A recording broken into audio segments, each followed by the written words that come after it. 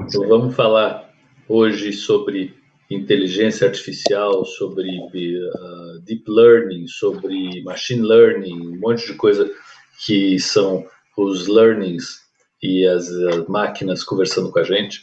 E lembrando que essa é uma série de webinars que estão acontecendo com o patrocínio, coordenação e organização da revista Universo Visual, do V-Conecta, e os webinários têm sido chamados de Além da Visão, estão pegando carona, mas eles se expandem para além da pandemia, e as pessoas que estiverem assistindo podem mandar perguntas através do site da Universo Visual e podem falar para as outras pessoas que não estão assistindo que através do site da Universo Visual também é possível se inscrever.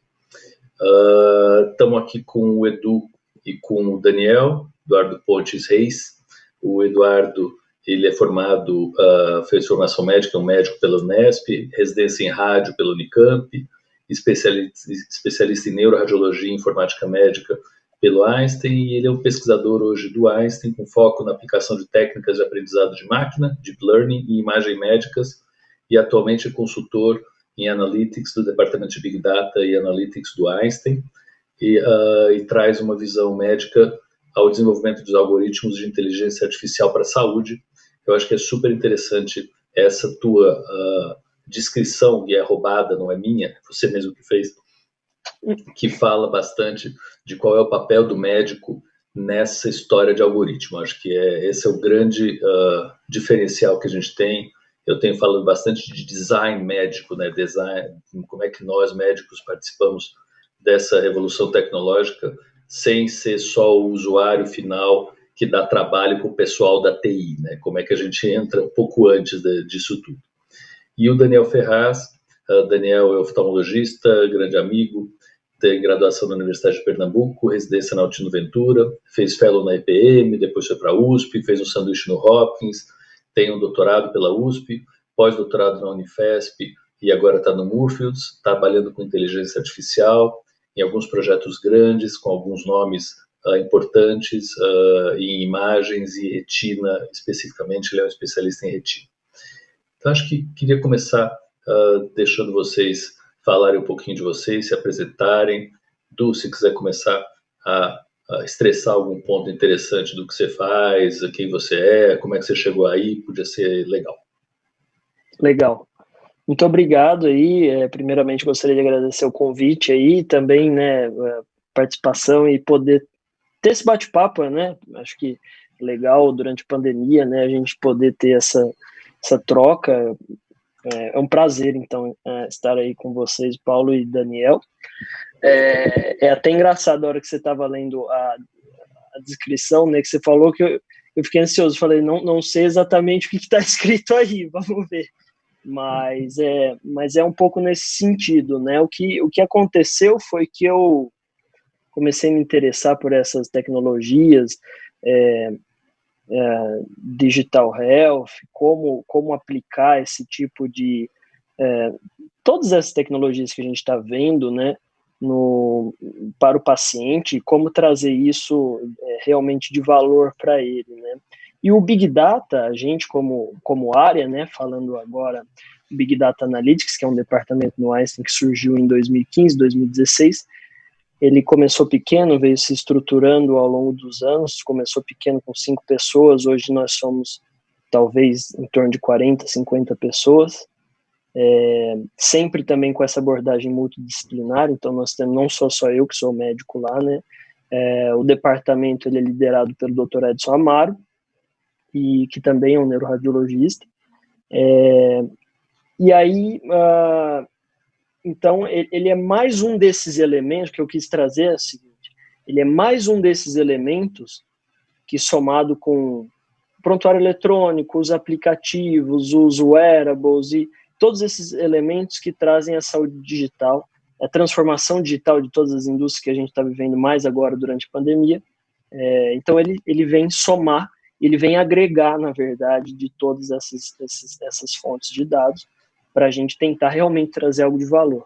E essa visão médica é essencial. Se a gente não tiver pessoas pensando exatamente necessidade do paciente para trazer valor, isso não é possível.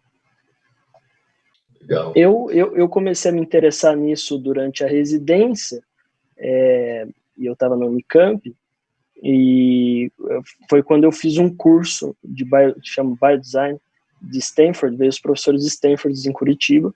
Eu fiz esse curso, aprendi que eu queria de verdade trabalhar com uma equipe multidisciplinar na minha carreira. Eu aprendi que eu queria não só ser médico, não só cuidar do paciente, mas eu queria trabalhar com engenheiros e aprender muito mais. Isso foi evoluindo do ponto de vista que eu fiz informática clínica no Einstein, tive contato com mais ainda com essas tecnologias, e aí hoje boa parte do meu tempo eu me dedico a isso, até mais do que em radiologia. Legal. O Robson Capasso, que é o super líder brasileiro do Biodesign, um super amigo, e acho que ele inspirou vários de nós a seguir um pouco dessa história não só da multidisciplinaridade, mas também da aplicação, né, do conhecimento. Como é que a gente, junto com um foco de aplicação, consegue fazer coisas, e o Einstein está muito à frente, há muito tempo, buscando não só desenvolver pesquisa, e o Riso fala com propriedade da quantidade de pesquisa que está sendo desenvolvida no hospital, e no último ano, alguma coisa do tipo, não sei se, centenas de trabalhos publicados em revista com fator de impacto acima de 1, isso para um hospital privado que tinha como foco assistencial quase puro há algum tempo, é um grande feito. Não é do Riso, é de todo mundo que veio atrás dele, mas eu acho que a história do tamanho do setor que você está falando, e principalmente apostando em gente jovem, isso é fantástico, isso tira o hospital do hall commodity. Então, o Hopkins, eu estive lá algum tempo atrás, aplica 1/3 do orçamento dele em digital. Tem um setor, e aí o Daniel, vou cutucar ele para falar um pouco disso, porque ele está em Londres falando do Moorfields, é bastante tarde aí em Londres, por isso que ele está com essa cara aí cansado. Mas a quantidade de dinheiro a ser investida no digital, ela é grande e tem que crescer, e eu estou quase para dizer que ela é diretamente proporcional ao valor presente e principalmente futuro da instituição. Então, uma instituição que não invista pesadamente em tudo digital, ela vai necessariamente ficar para trás e vai pegar carona nas outras. Então, Einstein, nesse sentido, está à frente, e a gente se espelha muito, uma instituição irmã da Escola Paulista de Medicina, por exemplo. Eu também dou aula na oftalmo do Einstein, e tem inúmeros amigos lá, mas é muito bom ver gente jovem e ativa fazendo isso lá. Daniel, como é no Moorfields? Quem é você? O que você está fazendo aí? Primeiramente, né, obrigado aí o convite, Paulo, e a Universo Visual, pela oportunidade de estar aqui conversando, batendo um papo aí, como já falou o Edu. E, então, a minha história com como que eu vim parar aqui, né, começou com 2017. Eu recebi um e-mail, aqueles caixa spam, e alguém que alguém tinha indicado, o pessoal aqui do DeepMind estava procurando especialistas em retina com doutorado em OCT da América Latina para ser convidado para começar a fazer uma pesquisa aqui com inteligência artificial. Eu recebi um e-mail assim, eu disse, deve ser esses spam, uma coisa assim, e meio que respondi. A gente achou o seu nome, alguém indicou alguma coisa assim, e eu meio que respondi o e-mail. Aí teve a contra-resposta, eu comecei a conversar, não sei, porque já estava com a clínica em São Paulo e tudo. E nisso, eu fui convidar, a doutora Cristina, aquela Escola Paulista Mucioli, me convidou para fazer um pós-doc. Eu falei, também não sei se eu estou muito afim de fazer pós-doc, mas vem aqui na escola. Aí eu fui lá. Quando eu estava esperando ela chegar, passa o Dr. Rubens. Interessante. E o Dr. Rubens faz assim, Cris, acabei de ontem, não sei o que, recebi um e-mail de alguém. Você sabe quem é o Daniel? Aí ela falou, é o que está aí sentado. Aí ele chegou para mim e fez, Daniel, você... não, porque o pessoal aqui perguntando se eu conheço e não sei o quê. Eu disse, não, tá, não sei o quê. Aí nisso a gente começou. Eu comecei foi um dos grandes incentivadores de estar aqui, né? Empurrou bastante, assim, e aí eu fui fazendo uma série de entrevistas, vai, não vai, e fui começando a ler bastante sobre esse negócio de inteligência artificial, e fui meio que gostando. Estou aqui desde faz 1 ano e 2 meses já que eu estou aqui em Londres, e eu espero ficar mais 1 ano e um pouquinho por aqui. Então, o que a gente faz aqui é basicamente isso, né? A gente faz... O médico está na ponta que eu falo assim, do iceberg, que assim, tem que ter o médico na jogada para o algoritmo. Mas desde o começo, que a principal pergunta que a gente se faz aqui todos os dias é the use cases, né? Para que serve isso? Não é porque você tem um problema X ou Y que a inteligência artificial vai resolver esse problema tão certamente que você está esperando. Não é assim também tão fácil, não. Vou te dar um exemplo. Eu estou coordenando aqui a parte de UVIT, aqui, junto com o Google e o Morpheus. E aí veio um shake e deu 20 milhões de pounds para fazer uma pesquisa de toxoplasmose. Porque o filho teve toxoplasmose. E aí fez assim, eu quero que vocês façam um algoritmo de screen para toxoplasmose, quem tem cicatriz no olho ou não. Mas aí a gente fez assim, mas para quê, né? Porque assim, toxoplasmose, para quem não sabe, é uma doença ocular que você pega com comida mal cozida e você pode ter manifestação no olho. Como essas lesões de toxoplasmose geralmente são fora da área central da visão, você não tem repercussão clínica nenhuma. Assim, você não baixa a visão. Mas assim, para que eu vou fazer um algoritmo para detectar uma cicatriz, como se fosse uma cicatriz na pele, com que intuito, entendeu? Então, assim, a gente meio que negou isso. Isso é um típico exemplo, assim, de que às vezes também não é tão fácil como você pensa, assim, eu estou com um problema aqui, eu vou fazer um algoritmo para resolver a minha coisa pontual, né? Tem que ver todo o sistema, tem uma série de fatores antes de você pensar em fazer alguma coisa com isso. Du, pegando carona no que o Daniel acabou de falar, a minha pergunta ia ser assim: todo médico deve saber o que é inteligência artificial e em que nível deve-se saber o mínimo? Qual é o mínimo que a gente deve exigir de todo mundo? O máximo a gente não fala mais, o máximo é o céu. Quanto mais, melhor. Mas o mínimo. Agora, eu vou pegar um pouquinho mais do que a gente estava começando a falar do tal do design médico, e eu acho que o que o Daniel está falando é que a gente não pode ter essa ferramenta como sendo uma ferramenta procurando um problema, né? A história do prego procurando um martelo. Sim, uma ferramenta ótima, para quê? Começa como? E estressar o papel do médico como quem traduz a dor do paciente, quem traduz o sistema de saúde é fundamental, só aí, e eu acho que isso é obrigação do médico, né? De ser essa porta de entrada e o avaliador do que está sendo proposto, e aí no design ele entra como o grande desenhista mesmo das perguntas iniciais, junto com o paciente, e depois como quem vai testar.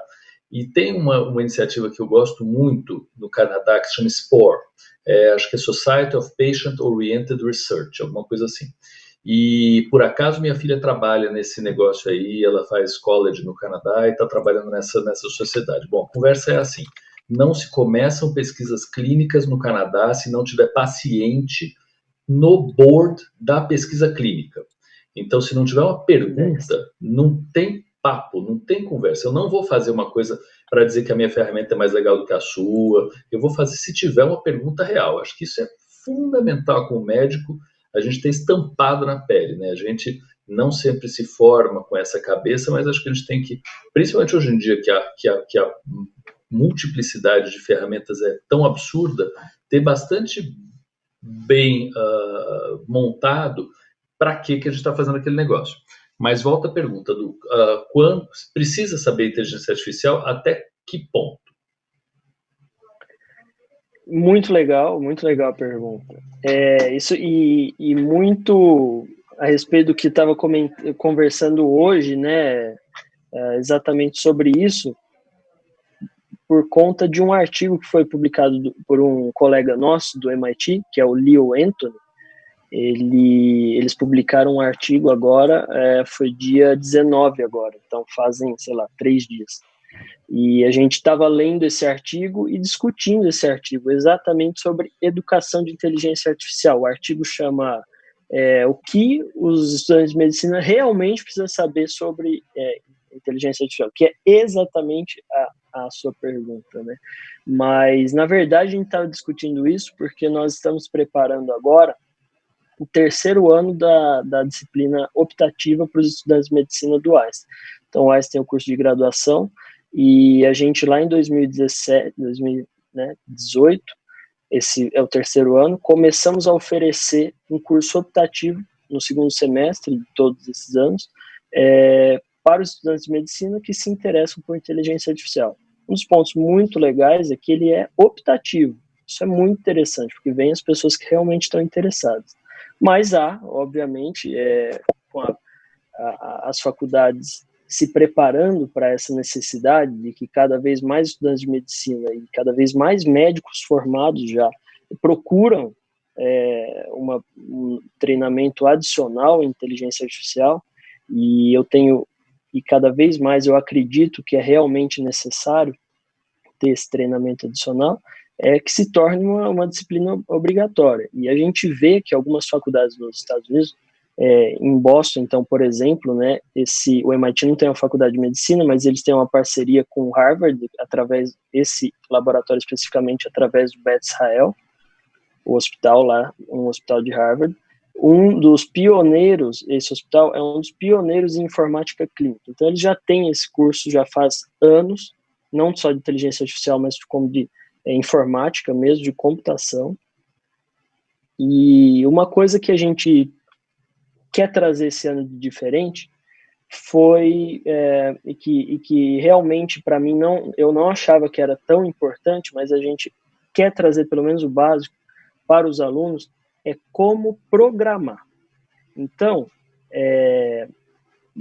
você, geralmente a pergunta é assim: para fazer isso que você faz, eu preciso saber programar? Então, eu preciso saber Python, eu preciso saber uma linguagem de programação?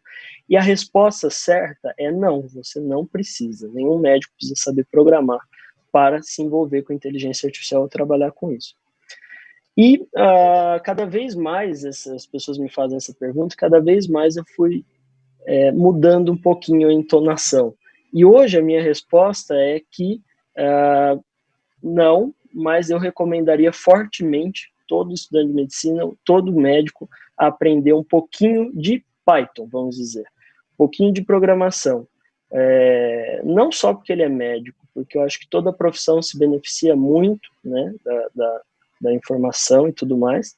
E, para nós brasileiros, o médico brasileiro, ele deveria saber falar 3 línguas, que é o português, o inglês e o Python. Isso realmente eu acho que faria uma grande diferença na formação dos estudantes, em como as pessoas abordam os problemas delas e principalmente como elas vão se comunicar com esses outros profissionais, que são os engenheiros, cientistas de dados, no desenvolvimento Então, talvez eu tenha sido um pouco radical nessa minha resposta, mas eu acho que é numa forma de incentivo das pessoas. Eu não acho que é estritamente necessário, qualquer médico pode se envolver e deve se envolver se tem interesse com isso.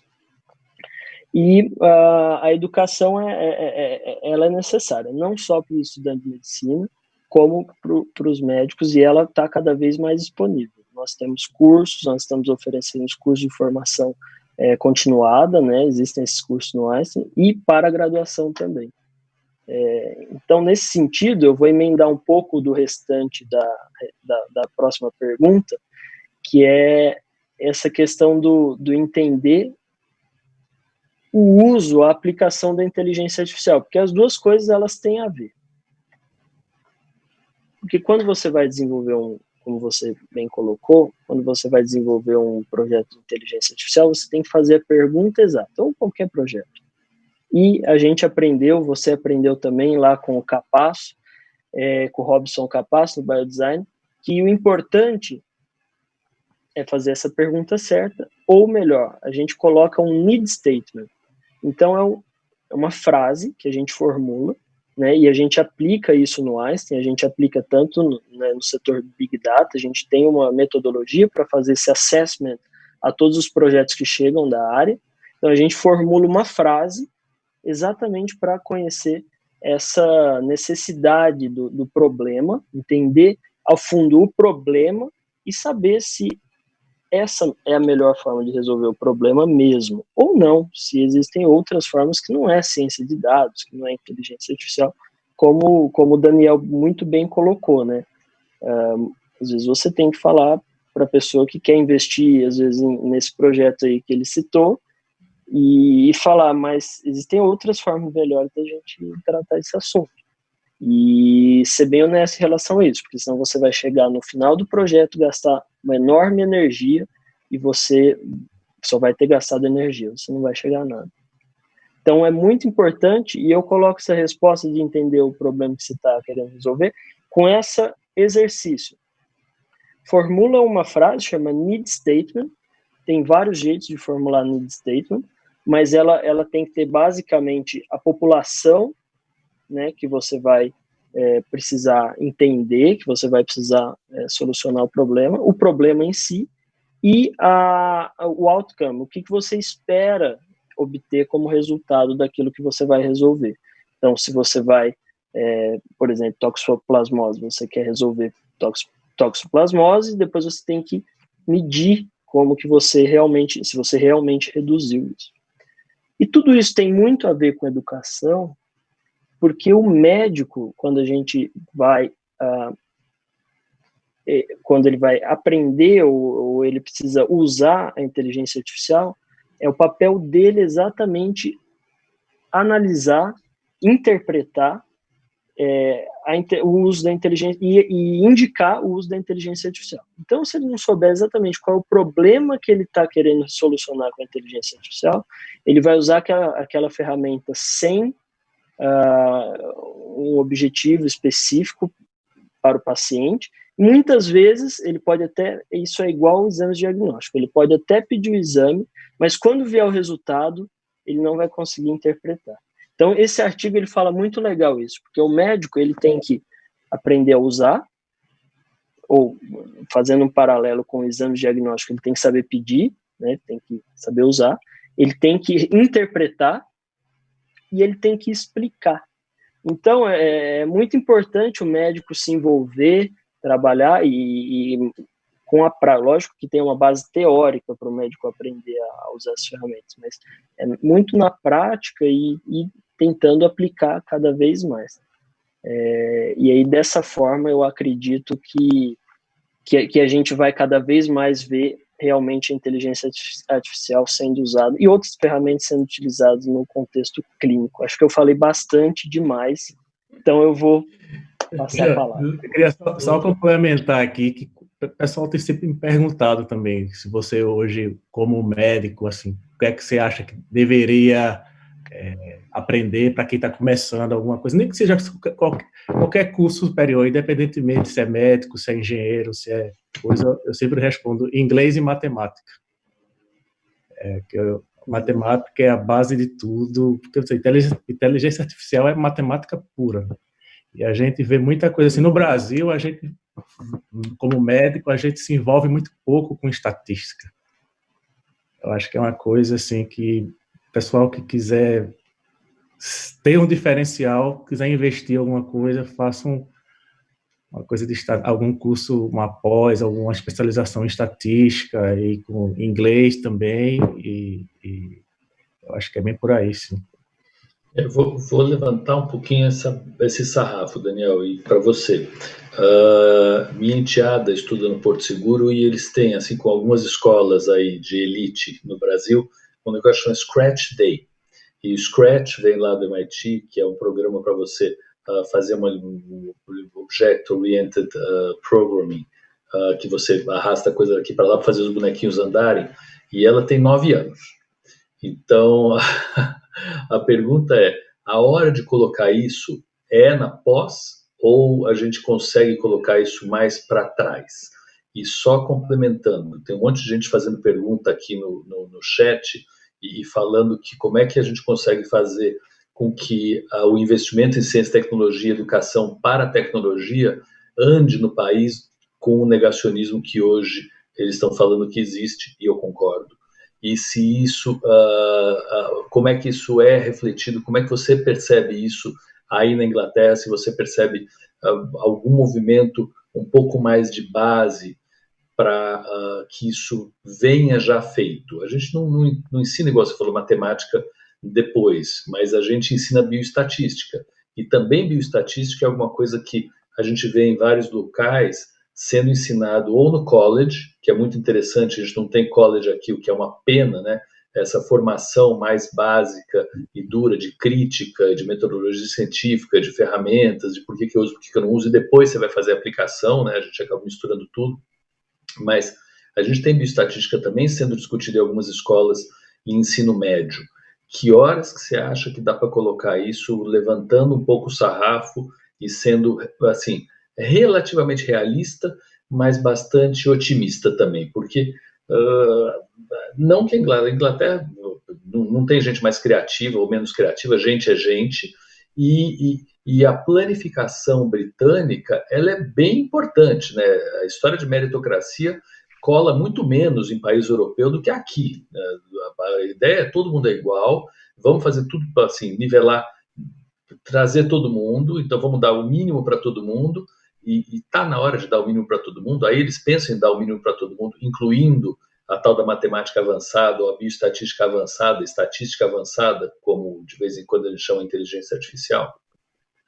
Eu acho que quanto mais cedo, Paulo, começar a você fazer essa questão de ter essa matemática, tanto básica como avançada, como tudo aqui de coisa, melhor, né?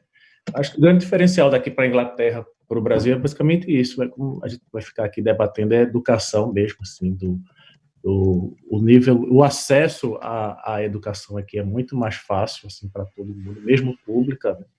Mas realmente aqui a gente tem visto assim, eu vejo muito por estudantes de medicina que fazem estágio aqui na Google, poxa, eles sabem estatística, deixa discutindo aqui com os que são contratados pela Google de igual para igual, assim. Então, desde o curso de medicina, uma coisa assim, ele já vem com a base muito forte de estatística. Lógico que esses estudantes que alcançaram fazer uma faculdade de medicina aqui realmente são os mais com conhecimento mais elevado, mas eu não tenho dúvida que a matemática é o grande diferencial para tudo. Eu acho que quanto mais cedo, e se você puder manter isso também assim para college, como você falou, até um nível médio, alguma coisa assim. Porque a gente no Brasil, como médico, a gente é treinado para ser muito assistencialista, né? Assim, a gente vê só aquela coisa assim e esquece muito essa coisa da bioestatística. Só quando você vai ali fazer um doutorado, mestrado, é que você pode, entra aquela coisa, faz ali um pouquinho para o seu doutorado, aí acabou o doutorado, vai atender consultório, já não mexe mais com isso, já deixou de lado. Mas aqui não, como aqui tem esses incentivos, tudo, até para muito médico aqui vive de pesquisa também, né? No Brasil é mais difícil você viver só de pesquisa, só fazendo isso, inteligência artificial, essas coisas assim. Eu acho que ainda a gente está engateando, mas eu acho que está indo bem, sim. Eu sou super otimista em tudo, assim, torço que todo dia vai dar certo, assim, sempre para cima, assim.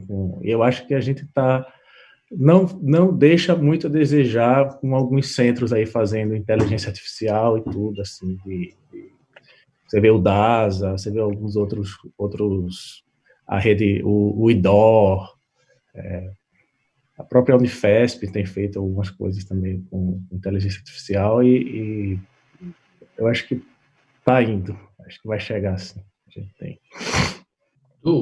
Dá para a gente propor para o Alexandre, já diretor da Faculdade de Medicina do Einstein, que a bioestatística avançada ou estatística avançada caia no vestibular, quer dizer, seja cobrado do povo que vai entrar? Você acha que o sarrafo está aí para esse tipo de público? Seria interessante você pegar gente, médico, com isso, porque a gente, no fim das contas, acaba tendo muitas angústias nossas transferidas para esses meninos, né? Eu estou também ajudando lá um pouquinho na parte de inovação e de empreendedorismo no Calas, tá fazendo isso lá na faculdade, e é uma delícia, mas ele dá um mini MBA, Daniel, ele dá um mini MBA dentro do curso médico, são 3 semestres bem intensivos, onde os meninos saem com empresa feita, com um business plan e tudo, dentro da faculdade médica, o que eu acho ótimo, é um diferencial fantástico. É forçar muito a barra, ou você acha que o que você estava falando de colocar como matéria obrigatória, eu concordo contigo, mas eu estou querendo saber se não dá para fazer antes. Vocês já virem preparados do ensino médio. Legal. Só comentando, realmente a disciplina do Calas de gestão é muito legal. Esse ano a gente teve uma aula de Big Data Inteligência Artificial dentro dessa disciplina.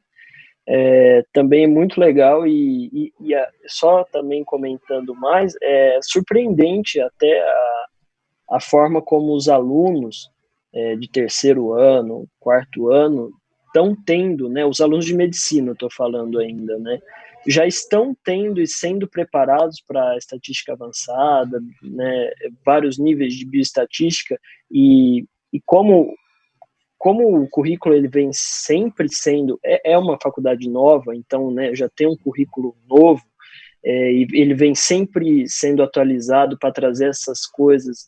É realmente surpreendente quando você dá uma aula para graduação de medicina e você percebe que eles estão acompanhando coisas que eu lembro na minha graduação, quando tinha bioestatística, não fazia muito sentido, porque não tinha essas análises de grande volume de dados.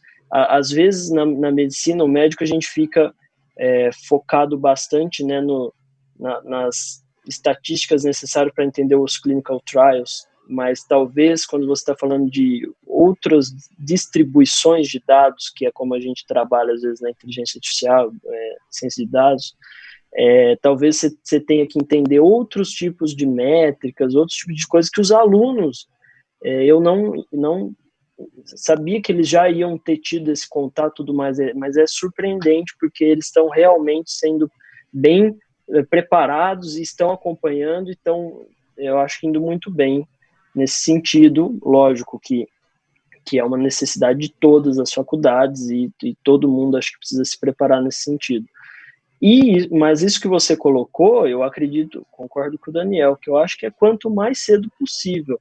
Realmente eu acho que a vinda dessas novas tecnologias, da inteligência artificial, é até uma oportunidade para países como o nosso, né, em desenvolvimento, como a China, por exemplo, que aproveitam esse momento para fazer uma transformação cultural e isso significa uma transformação, talvez, na geopolítica do mundo, porque você traz isso como uma estratégia nacional, você prepara as crianças desde do ensino, sei lá, fundamental, e não há nada que impeça isso, porque as ferramentas que a gente utiliza de computação, elas podem ser ensinadas na escola, elas são fáceis de utilizar, são tão fáceis de utilizar que um médico é capaz de aprender a utilizar.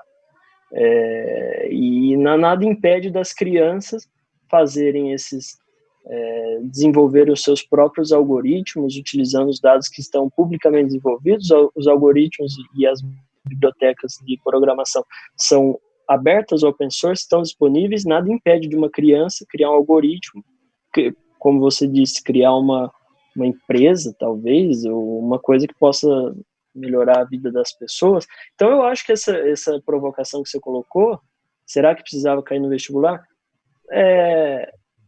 Eu acho que em algum momento tem que surgir essa demanda, né? Esse é um dos caminhos. Se você exige no vestibular, mais gente vai se interessar antes, mas talvez fosse mais interessante você democratizar o acesso a essa informação do que cobrar antes, porque mostrar a importância das pessoas saberem aquilo, das pessoas estudarem, e democratizar o ensino, que nada impede de ser algo remoto pela internet, a informação tá toda aí disponível, você não precisa colocar um professor em cada escola. A inteligência artificial sempre existiu, né? É probabilidade pura, né? Matemática pura, só que agora veio estar na moda, é hot topic, porque veio o processamento de dados que está fazendo gigantesco, mas se você for olhar mesmo a base do processo, é já bem antigo, a teoria em si do termo da inteligência artificial, né? Daniel, você não quer pegar daí e explicar um pouquinho a diferença entre classificação e, quer dizer, classificadores, clusters e quanto que a rede supervisionada, a rede não supervisionada, aquele básico em 2 minutos que é impossível de dar, mas você, com toda a tua capacidade de síntese, e depois eu queria que você entrasse um pouco na história de empresas junto. A gente falou um pouquinho de empresas dentro das faculdades, de você formar empresas, mas eu acho que é interessante a tua vivência da história do Google especificamente, que é um grande, uma incógnita enorme, né? Existe Google? O que é Google?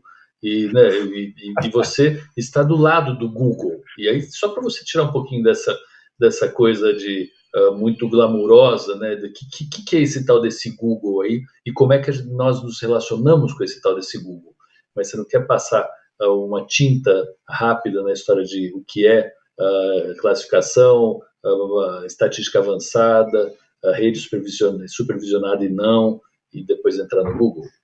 Então, só fazendo aqui em 2 minutos, né, como o Paulo falou. Então, o termo inteligência artificial é qualquer um termo matemático, como a gente já falou aqui, que você consegue mimetizar ideias do humano através da máquina. Bem simples assim. Dentro da inteligência artificial, a gente tem uma categoria chamada de machine learning, que seria não sei por que não está a minha cabeça. O machine learning é que você faz você cria esses algoritmos de probabilidade que, por repetição, ele aprende a fazer uma atividade que o humano faria. E dentro do machine learning, indo você ainda mais profundamente, existe o deep learning. É quando você ensina a máquina a fazer e ela aprende sozinha a fazer aquela função que você tem que... como é que eu explico isso em português? Eu me esqueço os termos. Você tem que ela aprende a fazer sozinha e depois, por ela mesma, ela consegue ficar repetindo aquela função sem ter que ter a presença da mente humana, diferentemente do machine learning.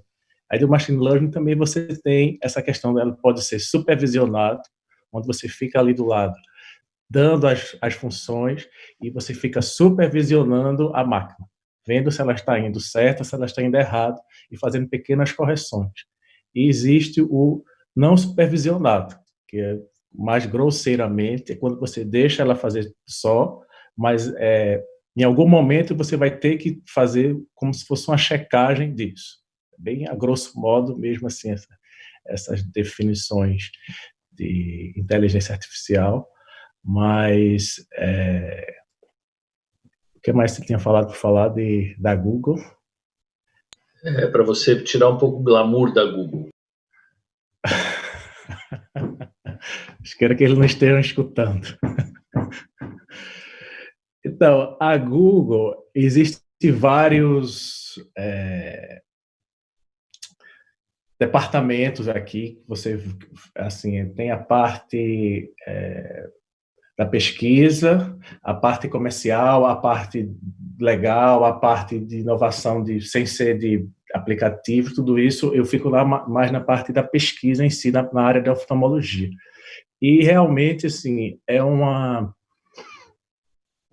empresa gigantesca, que cada um ali fica fazendo sua determinada função, mas tudo muito cheio de protocolos, assim, para tirar o glamour, você tem que fazer assim. Se alguma coisa sai daquele protocolo, Daniel não sabe resolver nada se não está naquele protocolo, assim, bem, tudo cheio de coisa, e isso às vezes trava o sistema assim de um jeito que para voltar ao que era, para voltar para a estaca zero, para você voltar para fazer tudo de onde parou, é um processo gigantesco, assim, tem que pedir autorização aos Estados Unidos, a não sei quem, vai para lá, vai para cá, e às vezes esse flow, esse fluxo, ele não é tão, como é que eu falo, positivo, assim, eu falo assim, que ele perde-se muito tempo, assim, não é uma coisa, porque está na Google, você esperava, aqui tudo vai funcionar 100%, mil maravilhas, não é assim também não, tem os problemas, tem os bugs, dá problema, a gente teve um problema, por exemplo, a gente fez aqui uma validação do algoritmo para detectar urgências maculares. Nisso, uma falhazinha que, quando você vai fazer ou treinar o algoritmo, você tem que deixar os dados todos anônimos dos pacientes, dos exames, de tudo. Nisso, conseguiu ver se a data que foi realizado o exame. E isso já tinha tirado o nome do paciente, idade, sexo, tudo, mas a data estava lá. Aí o técnico fez todo o algoritmo, fez tudo de novo, rodou, fez o coding, fez tudo. Aí no final alguém, mas tem a data ali. Aí volta, chama os advogados, volta para lá, vai para cá, vem para cá, tipo assim, alguns detalhezinhos, eles são muito, agora assim, tudo isso proteção de dados, né, que a gente pode falar um pouquinho depois, mas assim, saiu do protocolo, é outro protocolo para voltar para você dar seguimento ao que você estava querendo fazer. Mas, assim, é uma empresa fantástica, assim, de você ter liberdade para fazer tudo, assim, do seu trabalho, assim, o que você precisar, estão sempre dispostos, mas tudo você tem que seguir esses protocolos, assim, chama esses POPs, né, que é o Protocolo Operacional Padrão. E se você sai deles, é um processo que eu acho que a gente, às vezes, no Brasil, está muito acostumado com essa coisa do você fazer o jeitinho, né, de burlar o sistema, de dar põe uma coisinha aqui, passa para lá, e aqui não existe isso, né? E às vezes isso... Mundo corporativo. E às vezes isso pega você de surpresa, mas eu ainda acho que é uma empresa, assim, eu estou aprendendo bastante aqui com o jeito de ser, o como fazer, como criar você segue, tipo, umas 6 perguntas que você tem que fazer toda vez que você vai começar alguma coisa, e você leva isso com você para tudo, assim, sabe? Desde saindo de lá para sua vida diária, tudo, sua prática fora da Google, no hospital, quer que seja, porque quem vai se beneficiar com isso, quanto vai custar, qual é uma coisa que a gente está falando muito agora é a responsabilidade do algoritmo, se ele errar ou não, para quem vai a culpa. E a gente até começou agora um estudo aqui do fail safe, né? É justamente isso, que o algoritmo aqui, ao invés de a gente treinou um algoritmo para fazer a classificação da retinopatia diabética por imagens de fundo do olho. Só que teve um caso assim, você tem retinopatia diabética ou não? Só que aí ele considerou assim, liberou um caso como melanoma como normal, entendeu? E aí para quem vai isso? Para quem vai essa culpa, né? É toda essa questão assim porque o algoritmo pode errar. De quem é a culpa quando o algoritmo erra, né? Isso aí, um médico, isso aí já entra em outra questão aí também, para onde vai a conta, né? Quem paga a conta no final do processo. Porque o robô não tem carteira, né?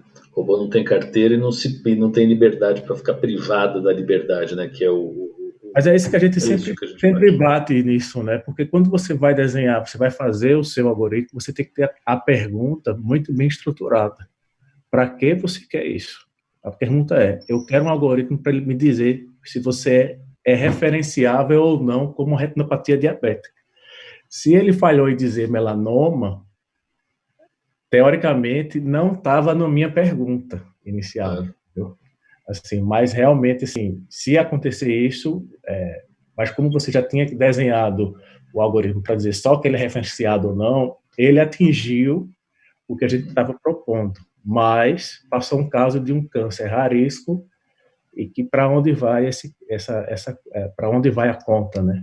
Aí tudo Sim. isso são questões que bem complicadas aqui com essas questões do. Acho que essas 6 perguntas aí, elas se juntam àquela pergunta inicial do Edu, e eu acho que é importante a gente trazer no começo, sim, de cada um dos projetos que vão começar. Uma das perguntas que tem aqui é que semestre que é colocado o curso optativo de IA, aí depois acho que você responde isso, mas queria que você também falasse um pouquinho de a gente primeiro queria que você falasse o que é algoritmo, porque a gente sempre fala e aí nós nos entendemos super bem. Algoritmo, sabemos do que se trata, mas queria a tua definição de algoritmo para o pessoal se apegar um pouco mais nisso. E se você conseguisse falar um pouquinho de por que a gente ainda precisa tanto das imagens e por que as imagens, e não é à toa que você está aí por estar na neuroradiologia, quer dizer, uma área que tem imagem da Cupal, e o Daniel está lá por conta da retina, que tem muita imagem, mas nem tudo é imagem, né? A gente tem dado que não é imagem e a gente precisa de um monte de soluções para a saúde pública que não passam necessariamente por imagens, mas passam por dados. Covid é um exemplo. Como é que você vai fazer inteligentemente a liberação de um ou outro local baseado em ciência, que não é imagem, mas sim dados? Mas você não quer falar um pouquinho de qual é o semestre que isso é colocado, que algoritmo, por que imagem e quando que a gente começa a mexer com dados? Legal, bastante coisa. Eu vou falar rapidinho, porque eu também estou aprendendo um monte com o Daniel. Eu tenho um monte de dúvida aí que eu quero fazer para ele aí, essa coisa de DeepMind, um monte de curiosidade aí. Mas o curso optativo de Big Data e Inteligência Artificial, ele, a partir desse ano, ele vai ser oferecido provavelmente a partir do terceiro e quarto semestre. Mas ele era livre para todos os semestres, então desde um aluno de primeiro ano que acabou de chegar na faculdade ele podia participar, e agora a gente está restringindo um pouco mais isso. Esses cursos sempre um aprendizado, né, de como que a gente desenha esse tipo de coisa. O que vai acontecer é que algum aluno que já fez vai acabar lá na frente podendo fazer de novo, se a disciplina vira ser obrigatória e tudo mais, mas a gente, a partir desse ano, vai restringir um pouco mais para frente o curso. A segunda coisa, essa coisa de algoritmo, né, o que é o algoritmo, é engraçado porque, às vezes, até conversando com amigos meus que são engenheiros, mas não trabalham com a área de ciência de dados, eles enxergam essa palavra algoritmo até de uma outra forma do que a gente enxerga, do que quando a gente fala, né? Mas quando a gente fala em algoritmo, são alguns sinônimos que eu vou colocar aqui. Então, quando a gente fala algoritmo, modelo, né? Algoritmo, modelo de inteligência artificial, a gente está querendo dizer um agente, tá? Que vai receber uma entrada, um input, isso pode ser uma imagem, um texto, alguma coisa. Ele vai fazer um monte de processamento lá dentro dele. Esse tipo de processamento pode ser algo que a gente conhece, então os algoritmos de regras, né, que são a programação clássica, lá dentro vai ter, eu vou declarar tudo que ele vai fazer. e aí no final ele vai te dar uma resposta. Hoje, com a machine learning, inteligência artificial, aprendizado de máquina, esse tipo de coisa, você entrega, e na verdade é mais o deep learning, você entrega o input, a entrada para esse algoritmo ou modelo, lá dentro ele faz um monte de processamento que você não sabe exatamente o que ele está fazendo, então a gente chama isso de camadas escondidas, ou muita gente chama de black box, né, que a gente não sabe o que está acontecendo lá dentro, e no final ele te dá uma resposta. Isso, essa black box ou caixa preta, né, que acontece dentro dele, é até uma coisa que atrapalha um pouco a explicabilidade da gente entender o modelo. Então, se ele errar, no caso, como o Daniel falou, em alguns casos, fica muito difícil, você não consegue perguntar para ele, algoritmo, por que você errou no melanoma? Então, fica muito difícil, assim, às vezes, interpretar como ele está tomando aquelas decisões, mas cada vez mais a ciência, a gente está tentando desenvolver técnicas para olhar lá dentro do black box, o que não é uma coisa que até hoje não é uma coisa possível. Então, o algoritmo, em resumo, é um agente que vai tomar uma decisão. E com esses algoritmos de inteligência artificial, ou deep learning, né, esses termos, você está falando em um agente, uma tomada de decisão que muitas vezes não é possível você exatamente definir as regras. É diferente de você fazer uma árvore de decisão, que depois você pode ir lá e inspecionar como aquele algoritmo tomou aquela devida decisão. A outra pergunta.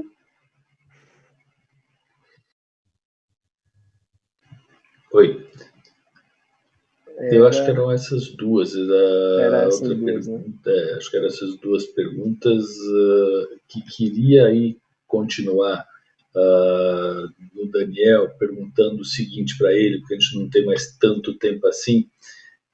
Quando ele puder falar do que está no pipeline de desenvolvimento aí, o que é segredo, ninguém pode saber. Claro que você não vai falar o que é segredo, ninguém pode saber, mas você vai falar um pouquinho de para que lado que a gente deve olhar e prestar atenção. Aí você me complica. Eu acho que o que você deve, dentro da área da oftalmologia, né, aqui não é um segredo aqui, que a gente está começando a ver muito usar exames de olho para predizer doenças sistêmicas, como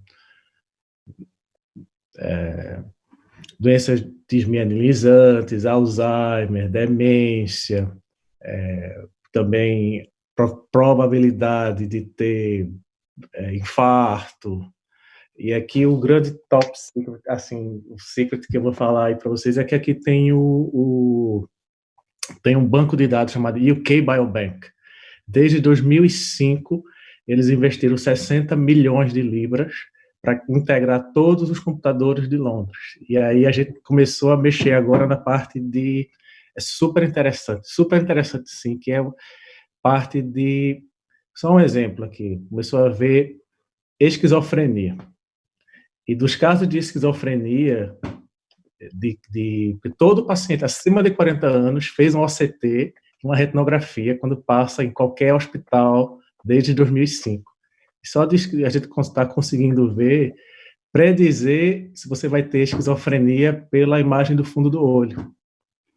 Só uma coisa assim. E aí você consegue fazer assim, tudo isso porque eles organizaram bastante, já vem organizado desde 2005, né? E tipo assim, a gente até brincou aqui semana passada que quem comeu mais queijo cottage também estava com risco maior de ter esquizofrenia.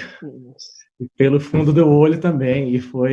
E eu acho que a grande questão é isso, assim, a gente vê o olho como fala, a janela da alma, né? Você vê o olho como a gente vai conseguir ver essas câncer, tudo isso pelas imagens da retina. Aqui tanto que há um tempo atrás, aquele paper que foi publicado, que o Deep Learning conseguiu, pela imagem da retina, dizer se era homem ou mulher, né? Isso aí foi um marco, assim, que você vê bastante, em 2017, eu acho, 2018, eu não lembro. E conseguiu ver, coisa que a gente, como oftalmo, pode passar um dia ali olhando o fundo do olho e você não vai dizer nunca se é homem ou se é mulher. A gente até brinca, às vezes é até assustador isso, né? A gente até brinca lá que qualquer coisa puxa a tomada do computador que resolve. Começar o computador a querer fazer coisa demais. E eu acho que é bem por aí. Tem bem bastante coisa nesse negócio de doenças crônicas e olho. Acho que se você quiser apostar em uma coisa que a gente tem feito aqui, está se investindo bastante, eu diria. Eu não acho que é assustador de vez em quando, não. Eu acho que é assustador sempre. Principalmente por causa da caixa preta, a gente não sabe o que tem dentro, né? Que é o que o Du estava falando. Du, a outra pergunta era sobre imagem. Por que a gente precisa de tanto dado, tanta imagem? Mas aí, se você quiser já encaixar, e aí, com um conceito que eu acho que é bem importante a gente estar sentado em cima, que é o de data market, que é quanto vale a nossa base de dados. Estão tendo algumas propostas aqui por conta da Covid, e aí também é confidencial, mas de um pedaço do Google, que não é o teu Google, Daniel, mas interessado em imagens de Covid do Brasil, porque tem o primeiro paper do Lancet, a letter do Lancet foi da escola, do Rubinho de novo, e é um grupo que se sobressai. E você não quer comentar um pouquinho de por que imagem? Acho que vale a pena falar um pouco de quantidade também, porque de vez em quando é assim, eu tenho aí 100 imagens de retinografia, vamos fazer uma rede neural. Não vou fazer porra nenhuma, não vou fazer, você vai fazer uma estatística descritiva com 6 imagens, você vai contar a historinha de um por um. E quantas precisa, por que imagem, e quanto vale a sua base de dados, né? Legal, eu lembrei da pergunta, era falar da importância da imagem, né? Então, por que eu estou trabalhando com radiologia, Daniel está trabalhando com oftalmologia e tudo relacionado a Deep Learning, quando a gente fala Deep Learning, esses assuntos, eles estão relacionados à imagem. Na verdade, em 2012, então, quando foi que começou toda esse fervor em torno desse assunto, isso se assentou a partir de 2015, 2016, mas foi um estalo que aconteceu quando tem uma competição de benchmarking de algoritmos de processamento de imagem, e antes de 2012, todos os algoritmos de processamento desse benchmarking, aí, dessas imagens aí, que chama ImageNet, eles eram feitos através de computação clássica. Então, era aquilo que eu expliquei. Você declara todo o processamento que vai ser feito naquela imagem e o algoritmo classifica, fala, esse é o Eduardo, esse é o Paulo e esse é o Daniel. A partir de 2012, um grupo canadense trouxe uma nova forma. Eles já estavam tentando há muitos anos, mas naquele ano, o algoritmo deles superou o segundo colocado em mais de, acho que foi em 10%, teve um ganho, e o algoritmo, ele não era um algoritmo clássico, de computação clássica, ele era um algoritmo, pela primeira vez, de redes neurais, e redes neurais com muitas camadas, que são as redes neurais profundas, e aí, a partir daquele momento chamado Deep Learning. Então, quando a gente fala em imagem, que é um dado muito complexo, muita informação que contém dentro de uma imagem, né? Então, quanta informação contém dentro de milhões de imagens, é muito complexo. Eles conseguiram tratar isso a partir de 2012 com o Deep Learning, que é essa rede neural, essas conexões de vários pequenos elementos que processam o dado, e essas múltiplas conexões conseguem analisar esse dado complexo muito melhor do que a computação clássica, através de aprender pela própria imagem. Então eu falo, esse é o Eduardo, a partir de milhares de vezes que ele vai ver o Eduardo, ele vai desenvolver uma forma de encontrar os padrões que dizem qual é o Eduardo, quem é o Eduardo.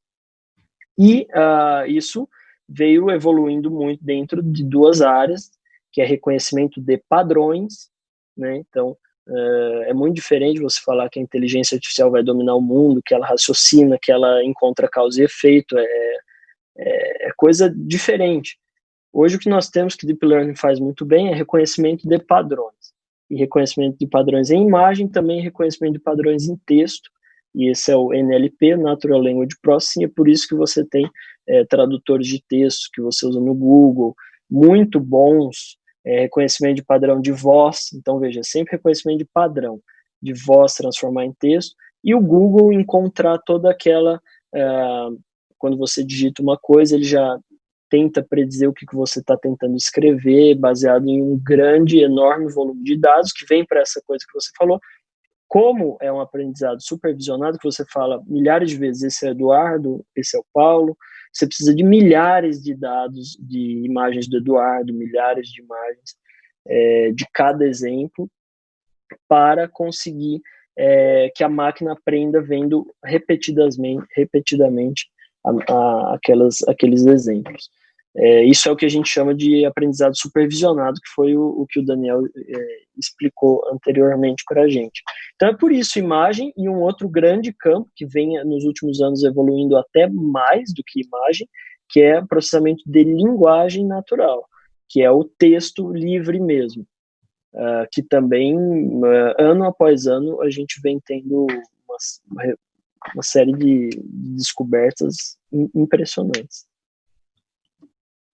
Quanto que vale o banco de dados, Du? Quanto vale o banco de dados? Eu esqueço as perguntas, desculpa. Essa é uma outra coisa que tem bastante, acho muito interessante, tem diversos pontos de vista, tá? Eu poderia dar diversas perspectivas aqui sobre isso. Tem uma capa da Economist, acho que mostra que o dado é o novo óleo, né? O novo petróleo. Data is the new oil. E isso gerou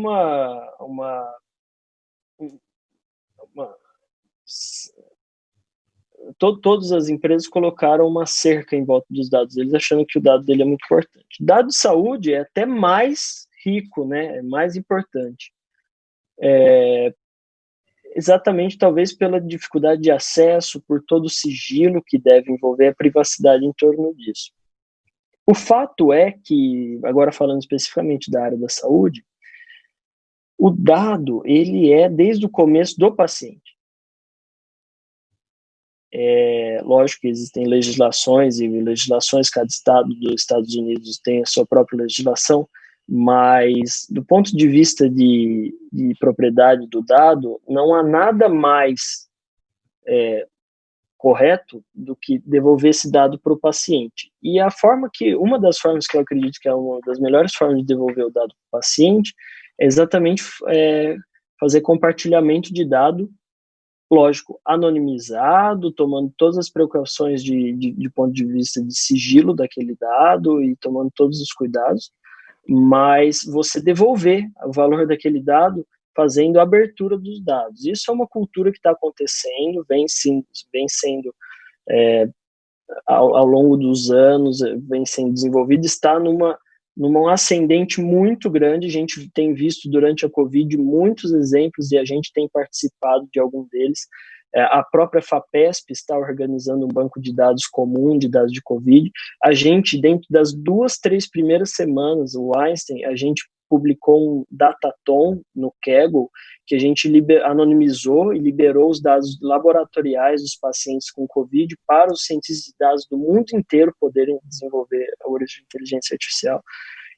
A gente também anotou imagens de tomografia de Covid e fez um researchathon, que a gente chamou junto com pesquisadores de Stanford e do mundo inteiro, que também se beneficiaram do compartilhamento desses dados.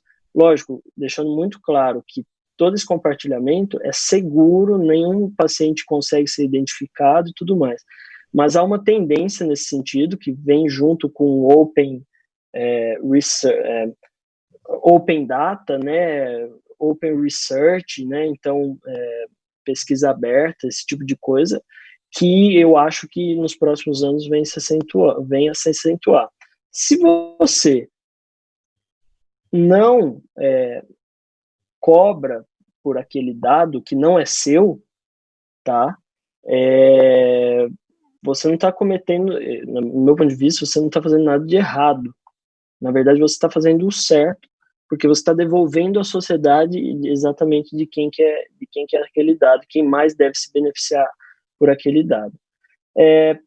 O outro lado é que você falou que esse dado tem muito valor, ele pode custar, empresas podem querer pagar, mas isso tem um risco, né? Você pode acabar caindo em pesquisas com vieses, esse tipo de coisa na área médica é um pouco arriscado. Você pode ver até o caso da Lancet, que teve aquele caso de um pesquisador de Big Data dos Estados Unidos, que fazia a mineração dos dados com a sua própria empresa, então tinha um conflito de interesse, inúmeros casos em que você vê a universidade fazendo parceria com indústria e que compartilhou o dado, né, de forma, às vezes, vendendo. Então, eu acredito assim, se você não vender o dado, não tem problema nenhum em compartilhar o dado, que é do paciente, né?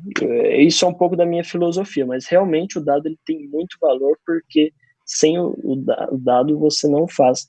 É a base de tudo para você conseguir fazer inteligência artificial. Perfeito.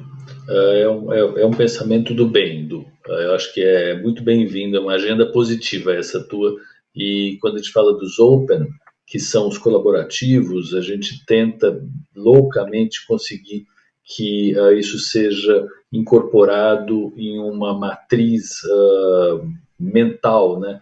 Que não é que a gente precisa ser capitalista também na produção científica, a gente consegue ser um pouco mais generoso, né? Não tão ganancioso nesse sentido. Eu tinha escrito alguma coisa do que você está falando e eu dei o título do artigo de que a transparência é a nova privacidade. Então, e a gente falou um pouco disso no último webinar também, dizendo que se você disser onde está meu dado, eu deixo você usar meu dado. Isso acho que é uma generosidade interessante, né? E se a gente for por esse lado, ia ser maravilhoso. Bom, já são 20h38, eu acho que eu vou precisar acabar a conversa, mas primeiro é ótimo ver você, Daniel, aí bem. O Daniel, ele tem... Quanto você tem, Daniel? Dani? Você tem 2 e quanto? 2 e 10? 2. Você tem um monte. O cara é enorme, ele ele tem essa cara aí, mas ele é muito grande e muito gentil. Então, é muito legal ter você por perto, Daniel. Tomara que você... Queria só deixar aqui para vocês uma sugestão. Pode dar tempo? Uhum. Sim, para senhor. vocês terem esse livro aqui, ó. Quem quiser... Medicine. Medicine. Muito legal. Do Eric Do Topol. Topol é o nosso eterno ídolo, né, com certeza o Eduardo também já leu tudo do Topol. Quem quiser entender um pouquinho como vai mudar a medicina, que era o tema aí do webinar aqui, do bate-papo, é ótima sugestão aqui para você. Leia pelo menos 1 hora por dia, segundo Bill Gates, faz a diferença. O Topol é um cardiologista de San Diego, fantástico, que ele tem um livro que chama, o anterior é esse, The Patient Will Call You Now, falando que os pacientes vão dominar o médico rapidamente. Eu acho que é fantástico. E o já conheci o Eduardo de falar algumas outras vezes, e sou fã do teu grupo, do que vocês estão fazendo, dessa revolução que vocês estão trazendo de verdade para a prática médica, para a educação médica. Acho que é bom ter, e essa sensação que você deixa de generosidade e de companheirismo mesmo, é 200% do que a gente está precisando aqui agora. Daniel, você não tem ideia de quanto a gente está precisando de alguma dose de respiro, né? We need to breathe, de generosidade, de solidariedade. Acho que esse é o grande mote hoje do Brasil, sejamos solidários, depois a gente vê o que vai acontecer. Queria falar sobre o seminário da semana que vem, que vai ser sobre armazenamento e transmissão de dados, mesmo dia, mesmo horário, ainda nessa vibe aí de dados em saúde, de segurança de dados. Já tem 2 palestrantes confirmadas. Eu acho que vai ser ótimo, e continuam falando da parte técnica, mas bastante embrulhada com a parte humana. A parte humana acaba sendo mais importante. E últimas palavras de vocês dois, Du e Dani, para nós nos despedirmos. Pô, é um grande prazer, queria, né, a conversa poderia continuar aí ouvindo os ensinamentos e tudo do Daniel, do Paulo, e é um grande prazer aqui estar com vocês, esse bate-papo super legal. Gostei bastante demais de estar aí com vocês, agradeço novamente pelo convite aí, e fico à disposição também, né, se qualquer pessoa quiser entrar em contato com o nosso grupo, que a gente tem bastante abertura, né, para qualquer tipo de colaboração, se você tem interesse nessas áreas, os cursos, qualquer coisa. Meu e-mail é eduardo.reis@einstein.br, só para também ficar à disposição. Obrigado aí, pessoal, também, os telespectadores. Não sei nem se chama telespectadores, que estão, sei lá, ouvintes. E obrigado, Paulo, aqui. Espero um dia, todos convidados aqui para vir aqui em Londres, conhecer o serviço aqui, o departamento, como é que funciona aqui o setor. E como ele falou também, quem quiser entrar em contato comigo, pode me achar no Instagram, Daniel Ferraz. E dúvidas, fiquem à vontade aí. É o maior prazer de compartilhar aí com vocês. E uma boa noite aí. Obrigado. Fiquem bem. Muito obrigado, Fiquem em casa, pessoal. quem puder. Um abraço, boa noite.